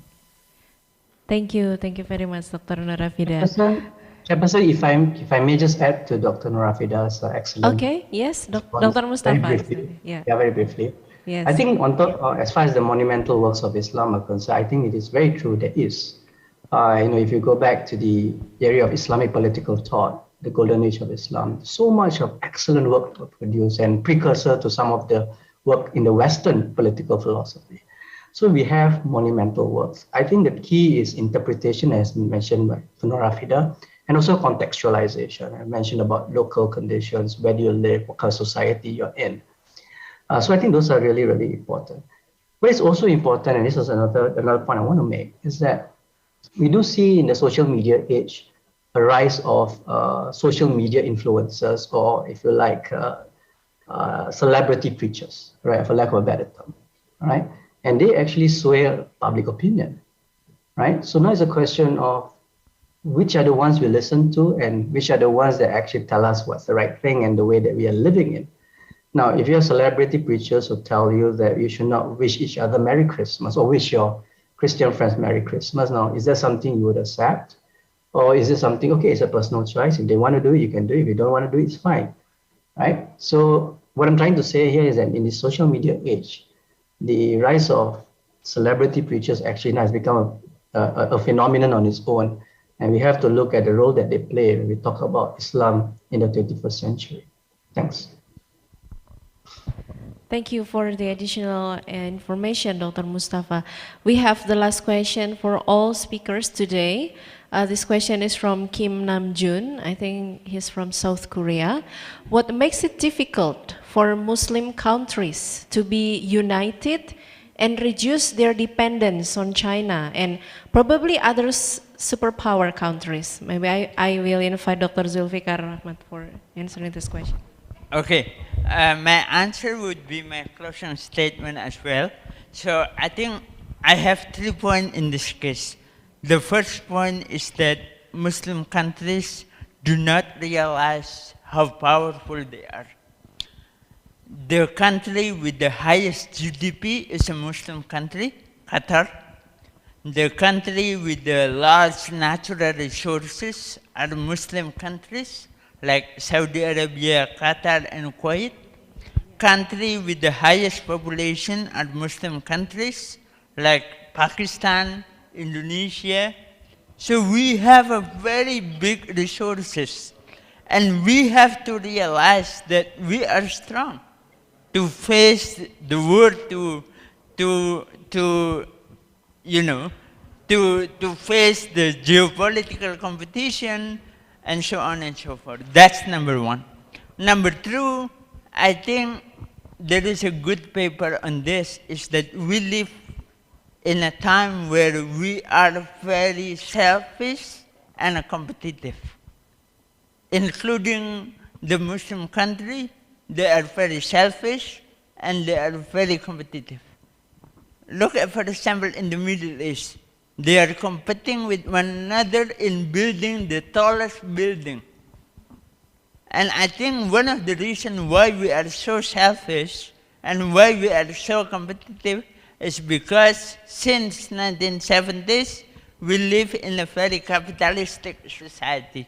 And of course, capitalist system emphasizes two things. The first one is private or individualism, and the second thing is competition. So because of this, we are forced to be individualistic and to be competitive. And that's why we cannot be united. And the third and the last point is that we are lacking of leadership. We do not have a strong leadership. And the Prophet Muhammad said that in order for us to have a strong jama'ah, we need to have an imam. We need to have a leader. And we do not have a leader now.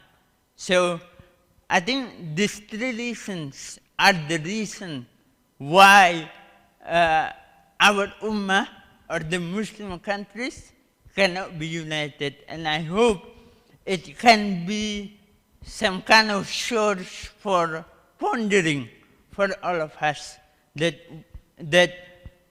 I think because of these three reasons, today we are so disunited. That's my answer. We're very impressive and also lots of messages from the closing statements from Dr. Zulfikar. I will invite Dr. Norafida Ismail to answer and also give the closing statement from the question. Dr. Norafida. All right, that's the conclusion, right, Doctor? Yes, yes. Well, actually, the question is about how to reduce our dependency to China or other superpower countries. As well you answer, then you may give the closing statements as well. All right, okay. To reduce our dependency on other countries, well, as what has been mentioned by Dr. Zulfikar, I think, to realize that we have our strength and my experience with my country, and we have our leaders, Tun Mahathir in particular, how he attempts many times in the third world countries to fight for the Muslim people, Muslim Ummah, and to show that we are having our strength, even we are perhaps very little to the eyes of the many, to the Western world, for example, but we have our own strength and we have our own position in this world, and we have to have our own stance in any decision, especially on the foreign policy. That's what I learned from my studying on Tun Mahathir foreign policy, and that's reflect one of the example of the Muslim countries, including Indonesia, Yeah, and so as a conclusion, I found that the topics that have been discussed are much related to one another, and we talk about the political Islam and Islamophobia. So we are in this age, technological age, advanced technological age. So we have to know to be aware of our role, and we try to reflect what Islam has been asking us to portray, and try to help our religions, right? I mean, to address this kind of the maltreatment, I mean, Islamophobic acts against the Muslim community, just to use whatever capacity that we are having, right? That's from me, Doctor. Thank you very much, Dr. Norafida. I think to close this plenary session, the closing statement from Dr. Mustafa. Thank you very much. And so I think the first part was on the disunity of the Islamic world. I mean, why is that the case? I think a simple answer to that is geopolitical rivalry. Countries cannot agree to, to reduce their egos and work with each other. And therefore, because there's geopolitical rivalry, you're definitely going to see disunity in the Islamic world. The question is, can this disunity be overcome by cooperation? Right? So in other words, there's disunity, you try and find ways to cooperate, try to live or coexist with each other. So I think the Islamic world, I think, will continue to be very diverse. It will continue to have rivalries with each other, but they will also try and find, while there is competition or confrontation, they will also try and cooperate with each other. And that's why organizations like the OIC becomes really important. As far as dependence on China, the United States, and elsewhere, I think we obviously live in an interdependent world. We look at countries that have enormous amounts of resources, and those resources can help to boost your domestic economy. So you're looking really from a circular perspective. Then of course you want to work with them, and you see countries in Southeast Asia, which is what I was discussing today. Many of them practice what you call hedging. They hedge between US and China. They tend to go for China for economic benefits. They look to the US for defense and security. So again, it's for circular reasons, not necessarily looking at Islam as the blueprint for geopolitics. But of course, the relationship between Islam and geopolitics would be an interesting essay to write on. Just one on the sort of leadership of the Islamic world. I think it would be a mistake to have just one leader, and I think it would be tough to have one leader when you have diversity in the Muslim Ummah, in the global Ummah. And that's also the problem. Are you prepared as Muslims to embrace diversity in the Ummah? Once you start to say this is right, that is wrong within the Ummah, then you become disunited. But if you unite, and remember 1.8 billion Muslims, you unite, look at the potent force you can be. But I think it's more of wishful thinking than real practical reality. And finally, I think if we're looking at the 21st century, we have to also look at the voices of young people. I think the millennial generation and subsequent generations, I think how do they feel about Islam? Do they want Islam to evolve? Do they want Islam to go back to a time where maybe sort of resurgence of Islam? What do they want as Muslims? So young Muslims, what are their interests? What are their values? What do they want Islam to be? So I think these are questions that we would have to grapple with as we move further into the 21st century and also into the endemic period. Thank you. Thank you very much. Dr. Mustafa Izzuddin, Dr. Norafida Ismail, and Dr. Zulfikar Ahmad, thank you for your time and the fruitful discussion that we had today. Thank you for coming to this seminar session and this plenary session. May Allah always protect us with health and happiness, and we can survive through this challenging moment during this pandemic.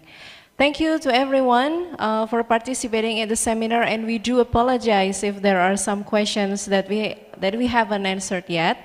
We hope that more academic forum like this will be more available and provided through us for Muslim communities.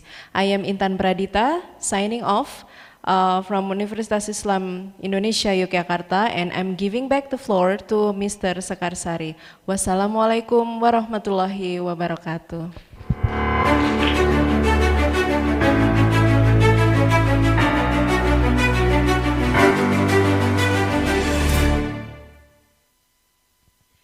Thank you very much, Ms. Intan Pradita, and also all the speakers. It was really great discussion indeed, very interesting points. I can mention some of them. It ranged from the China and Islamic countries relations, and also the dynamic relation of Muslim community in non-Muslim country, and also the using of social media to deliver Islamic values in our recent days.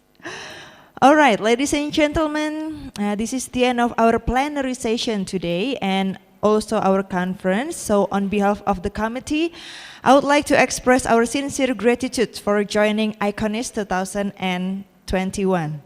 We do hope ICONISH 2021 achieve the objectives to contribute alternative views in responding crucial issues at the global level during the pandemic, and also to place the conceptual claims in conjunction with the perspective to address the social realities. Ladies and gentlemen, before we have the closing remarks, I would like to remind you that the Faculty of Psychology and Sociocultural Sciences also provides you with other opportunities to get your research published through our scientific journals.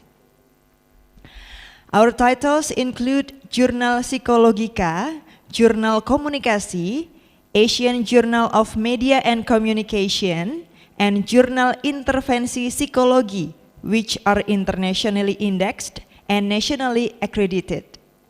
You may find out more at journal.uii.ac.id, and please submit your research for the upcoming issues. Ladies and gentlemen, now I would like to invite the Scientific Conference Chair, ICONISH 2021, to deliver the closing remarks. Dr. Muhammad Zulfikar Rahmat, time is yours.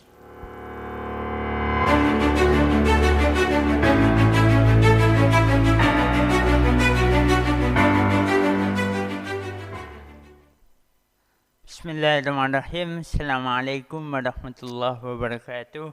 Alhamdulillah wassalatu wassalam ala Rasulillah wa ala alihi wa ashabihi ajma'in, amma ba'du. Alhamdulillah, all praise be Allah, and may peace and blessing be upon the final messenger Muhammad sallallahu alayhi wasallam. We have reached our finish line in the ICONISH 2021.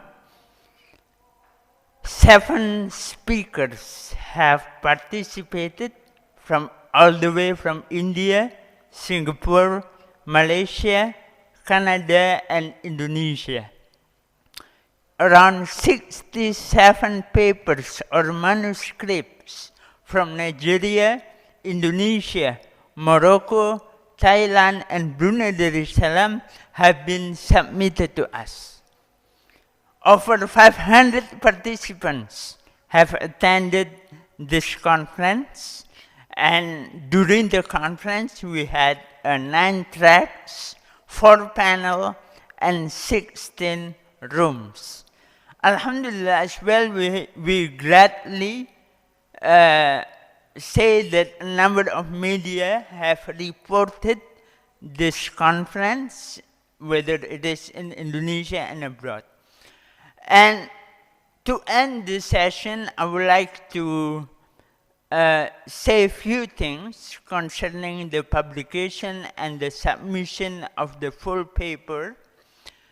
As the Master of Ceremony mentioned, there will be 3 types of publication that are available. The first one is international journals. The second one is Scopus Index Proceeding. And the final one is book chapter with ISBN. And all presenters are expected to submit their revised paper on 31st December 2021 at the latest through our website iconish.uii.ac.id. Please note that once the author submit their revision, the revised manuscript would be sent to the reviewers for their opinion, and this peer review process may continue for a few more terms, which would take around 6 up to 8 months. And concerning the certificate will be sent to emails after the conference in a PDF format.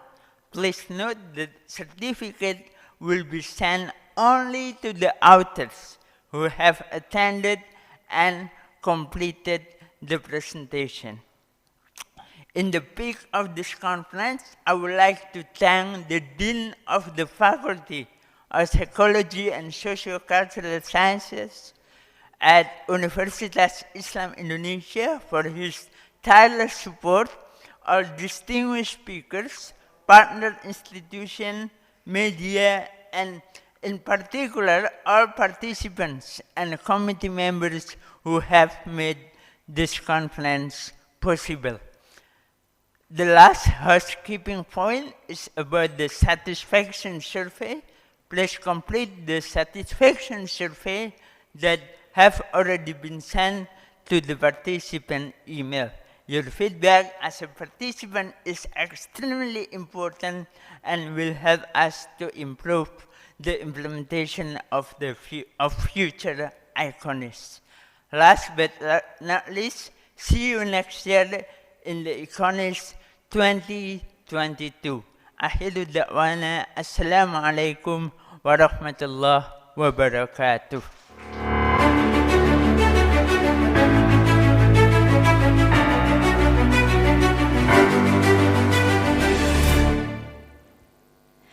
Thank you, Dr. Muhammad Zulfikar, for the remarks.